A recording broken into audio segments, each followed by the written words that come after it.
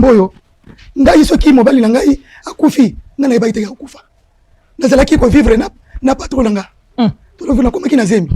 Yango na mona kipoke mobali nanga abenga nanga na libala. Ndela kendaki pa muto pesa ngo poussière. Na cheki na biloko pona lembisa. Nabaki teke mobali nanga akufa mama. Nabaki teke mobali nanga akufa. Zela. S'il vous plaît, toke malembe. Nayebi ko répondre. Nayebi ko répondre ngana kati émotion. Ya kena ipa ngana. Là personne a fini que ça avec.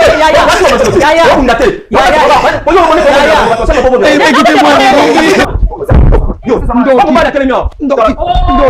Zela. Mona yo. Solution. Deli. Kama biloko lobelanga. Ntokola yo deli.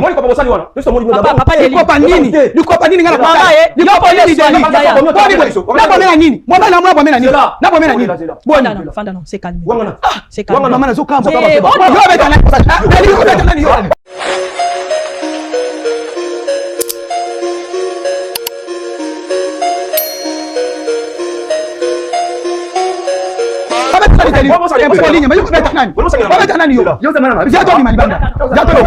Papa nanga deli.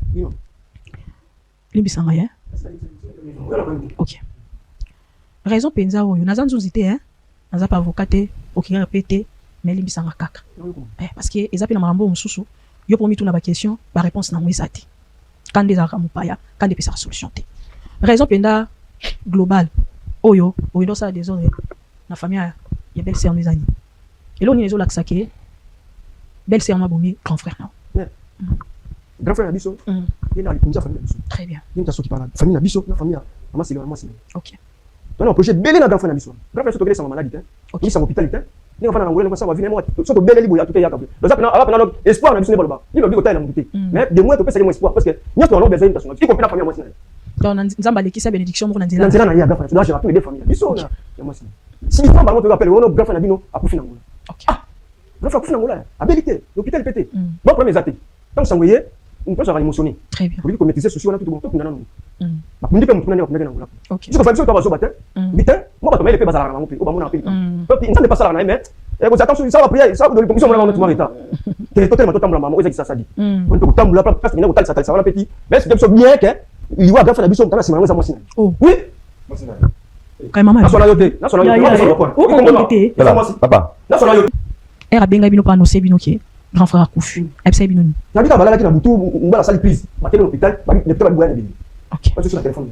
Sur le taille mo ko dikunza fanda histoire na biso. Parce que non, ko jamais na grand frère. Ni ngasa na ngola kuna za mo ko moko, nous savons sur la unité. Faut ça dimanche na photo photo mo balé. Sur premier ali, wa sur le bon solution. Si dis pas besoin, viens. Sur l'émotion sur wala. Na ne penga za ponga na landi. OK. Donc même toi benga timbo même démarche na ça. Yom tout ça là. Tant que complet oui, il doit faire chose ta bono moi sina. Ta bono moi sina. Moi sina. Est-ce que comme les difficultés, que tu n'as chez bango mon émotion là. Na ba na quartier. Vous savez bien sûr de kuna. Tout to ba parler. Mais ça va pas une exception pour vraiment faire le demande. Maintenant on passe là dimanche il y a binoté on c'est bon pour maman. Ah, c'est ça qu'on fait maman. Ah boyo yokuti na makambo ndé. C'est bien bon, on va c'est dem qui maman ya yon papa. Quand on maman na patron âge. Na dem maman. Yo, Zela ya. Zela ya. Takiba, attention, takiba bisa leur manquer yo. Ça me la mine na bi je pas comme ça pour moi me fait coller. Ya. Sur le monde bête ko yiba. On l'a bête. Bon maman ça. Yo moko. Voilà. Toke no itaki mwasi. Tika no kusika. Parce que kanda ezalaka, mais kanda pesa solution te. Belle famille na wezali. Oye Kishasa. OK mon na. Ah. On aller ka tu boskote. Toke no malembe. Nazo défendre papa d'élité. Mais nazo yebisa yo réalité. Toza ba africain coutume ezalaka. Parce que ceux qui papa bovande na bala ki to bala ki yote, mais bozo ki quand même temps ya kufanda pe boboti bana bana kati. Même so kundaki mobali no kuna, obenga ki bango, tango komi Kishasa. Eloko ni musofu sana. Oko pe malaki ça 2 jours, 3e jour. OK lokati. Yo kasi ti bango ba ya ko réagir na mikolo c'est que ba comprendre que yo yaki déjà ozo saboter. Ozo sala osali excusez nga na episode lengi wana, dimanche osali équipe ya madame. Est-ce que famille mobile no ba sukoli yo, to ba lobi maluba. Na mutena bangote. Mutena bangote réseau ezali. Na bana ozela na zona biloko na ngazeki, na viola bimisa biloko na ngazoko bimi. Ndena yana kuta na famille bango na pesa bango biloko na bango. Mais ya ko tela désordre na famille. Non, ndenge za biloko mobali na yo tisi, biloko mobali na yo tisi ko ezaka pa na bimi. Eza l'agence. Donc ndenge okutana bango te. Olingaki so ozwi ndoke kutana bango. Na ke kutana bango. Problème ezate. Avant biloko ya démarche ya liboso, olingaki no kutana bango. Okutana na bango, oyebisi bango. Touti kolela matanga. Sali ba dépense, na te biloko ya mobali na bino na ba bien na ye. Soki biloko ekomi nde to ya osolola. Mais na ye na nto solola. Basala na bongo za famille. Ozaki famille. Na ngaki kubuka petu la mefu ntiluka. Na ndako to hôpital. Tolalaki kana ndako kaboy. Abeli na été. asali crise na butu to memi l'hôpital o boyene bemi ndenga kufela kibongo. D'accord. Mutu aza papa na mwana na ote bayebani te. D'accord. Ndenge nini ya okoma olota papa moko boye pe eza komboka ya mobali na yo. Et tant que maman on s'est posé ba question te oluka olandela ngona prière te so oza ko se sentir que na kati wana oza na likambu te olandela ngona prière te mais maman basala nzambe baluka ndenge akoki ko interpréter ndoto wana mama likambu ya nazalaki pa kufate nazalaki pa kufate mwana ngai nazalaki na biloko pona lembisaki pa nasila mayele il y a des choses ah il y a domination ya maman pardon tout s'est calmé maman. D'accord. Camarade na ngai tosalaka na ye.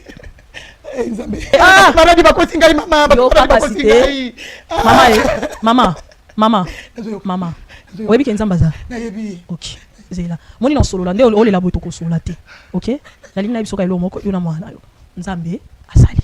Nzambe azali kola nyonso. Azali kola ba décision mokili, azali kola ba sorcier, azali kola ba nganga. D'accord? Il suffit ka ya yo na mwana yo, bonzimela Yesu comme Seigneur et Sauveur. Parce que Christ avant nous na kati na binote. Faut boluka Christ boko tsina kati na bino.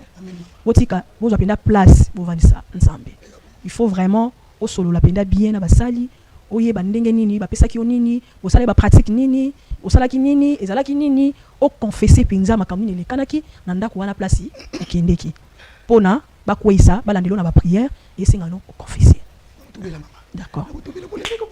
D'accord. Oza sûr que oyamba Yesu comme Seigneur et Sauveur. Nandimi mama. D'accord. Nzamba pambola yo. Yaya, oza sûr oyamba Christ lokola Seigneur et Sauveur. Et là ozo bundisa biso na mokili za keto sa ila nzambe te. To talara mokili ndeza capable de faire sa solution. On nzambe pe a fait sa solution. Ça déjà erreur.